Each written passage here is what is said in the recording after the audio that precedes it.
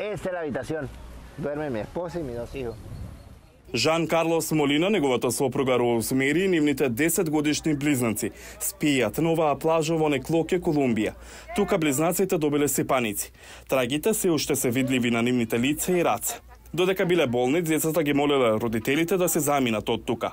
После 1 месец живење вака, почнале да продаваат кафе на други мигранти. Малку по малку, до заштеда. Кафе за 25 центи.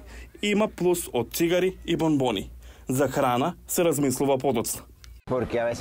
Понекогаш, за да заштедиме, бидејќи јадењето овде е скапо, се трудиме да јадеме многу малку. Децата добро јадат, но ние се обидуваме да намалиме.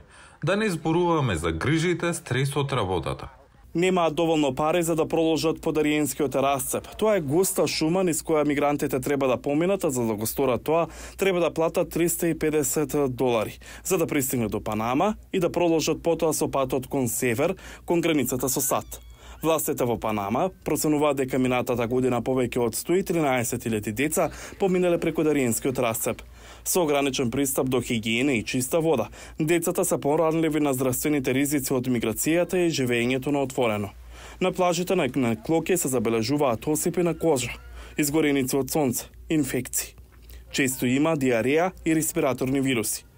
Гласот на Америка беше со персоналот на Црвениот крст, додека ги прегледуваше децата кои живеат на песокот.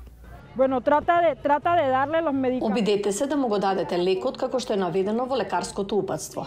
Ако нема подобрување, земете повторно. Црвениот крст проценува дека тука посетиле околу 6.000 деца во 2023 година. И тоа пред шумата каде што организациите немаат пристап. Во шумата луѓето се среќаваат со многу опасни животни. Исто така се занимаваат со трговија со луѓе или незаконски работи, или регрутираат момчиња и девојчиња. Според Меѓународната организација за миграција, најмалку 13 деца загинале или исчезнале на дариенскиот расцеп во 2022 година. На друго место на плажата, Девид Диас и Флор Родригес прифаќаат покана за нивните 3 деца да ручаат во мала кујна, управувана од добротворна организација во градот.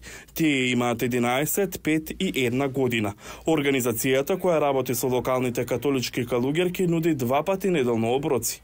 Прво јадат децата, додека другите чекаат ред. Можат да обслужат само околу 150 луѓе поради ограниченото финансирање.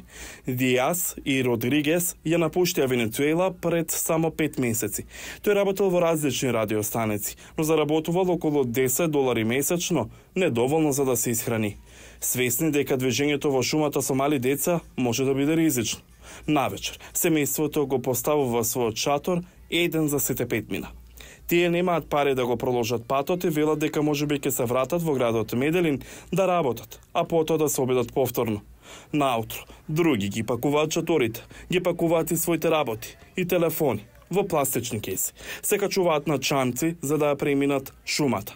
Патот веќе им го платиле на шверцерите, кои преку дариенскиот расцеп ќе ги водат до САД.